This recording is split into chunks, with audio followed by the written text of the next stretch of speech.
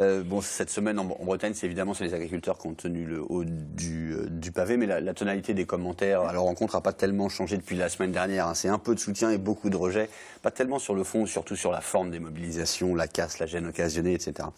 Bon, faut dire que sur les réseaux, ils se sont fait enfoncer, mais alors proprement, et surtout en matière de rejet, parce qu'ils sont loin, mais alors très très loin derrière d'autres manifestants qui ont établi un nouveau record d'impopularité, c'est les taxis parisiens. Alors là, faire autant l'unanimité contre soi, chapeau, vraiment carton quoi. Et puis sur la façon dont les réseaux sont intéressés à l'actualité, il faut dire que c'est quand même le remplacement de Christiane Taubira par Jean-Jacques Urvoas qui a fait tilter Twitter.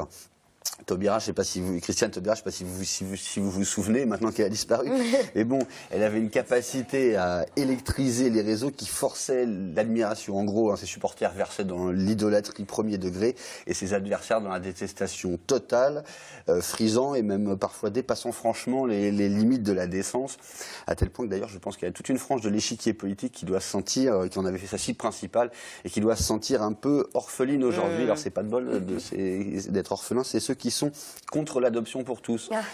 Bref, peu importe, Urvoas là-dedans, vous allez me demander, eh ben, il n'a pas dû vous échapper, qu'il a une caractéristique tout à fait majeure, c'est qu'il est breton. Et oui, alors évidemment, il y a pas mal de gens qui s'en félicitent. Dimitri Lours, par exemple, hein, qui trouve que ça va quand même devenir difficilement tenable de dire que le gouvernement n'aime pas la Bretagne. Tout le monde s'en félicite pas pour autant, et notamment la brestoise, l'élue brestoise tendance à nard, Julie Le Goïc, qui trouve que ça va devenir un poil flippant d'être opposant au PS en Bretagne. Elle cite Le Drian et Urvoas. Le dit Urvoas a quand même en Bretagne, il faut le dire, une assez large base de fans hein, qui soulignent sa sagesse, sa force de travail, etc. Là, on a un tweet de l'élu quimpérois Jean-Marc Tanguy, même la sarkozyste Agnès Lebrun a salué hier sur Facebook un homme de talent. Quand même, c'est ce qu'on appelle faire l'unanimité. Donc c'est surtout des fans bretons, hein, vu que pour l'instant le personnage est pas très connu du grand public au niveau national. Alors en plus, ça va peut-être changer, mais ça lui a valu mercredi soir dans le petit journal de Canal+, un portrait en technocrate un peu sinistre, assez étonnant pour ceux qui ont côtoyé Jean-Jacques Urvoas, hein, que ce soit à la fac de Brest ou dans ses fonctions politique, la vie étant globalement, non seulement il est brillant, mais en plus il est assez mauvais esprit, et à l'occasion, franchement drôle.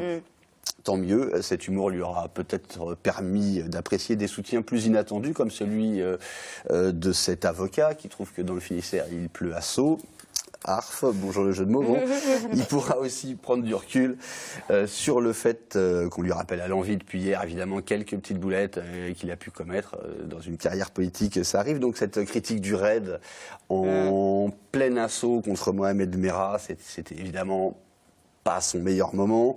Ou une note de blog dans laquelle il écrivait en 2010 que la déchéance de nationalité était une mesure, je cite, spectaculaire et totalement inefficace. Alors, comme il a été nommé pour la défendre, ça va être un peu difficile. Bon, sa chance dans cette histoire, c'est que cette note de blog, on ne pouvait pas la retrouver hier, parce que le blog était plus en ligne. Alors, on croyait qu'il avait fermé lui-même, et ben pas du tout.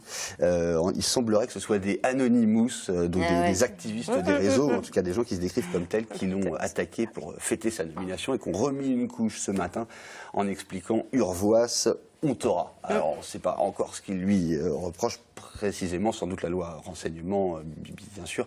Peut-être aussi que lui, il est sorti de la